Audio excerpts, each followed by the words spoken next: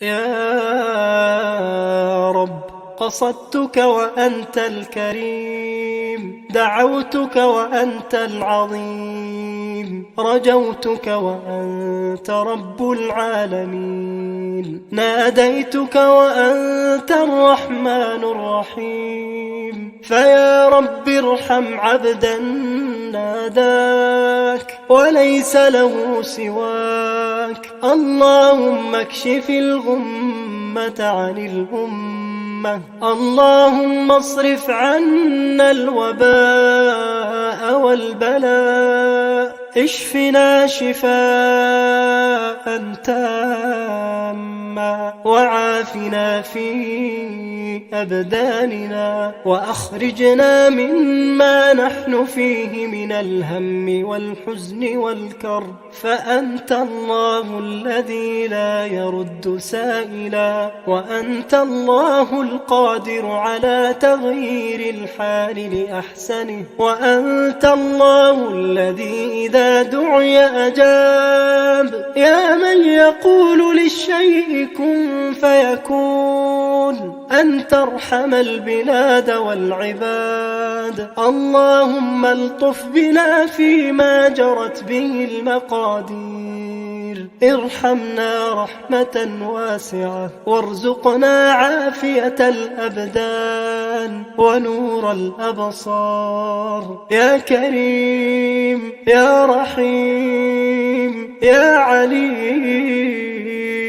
يا رب العرش العظيم، يا قاضي الحاجات، يا كاشف الكربات، يا مجيب الدعوات، يا غافر الزلات، نعوذ بك من البرص والجنون والجذام ومن سيء الأسقام، ونعوذ بك اللهم من زوال نعمتك وتحول عافيتك وفجاءة نقمتك وجميع سخطك. وصل على نبينا وسيدنا محمد وعلى آله وصحبه وسلم.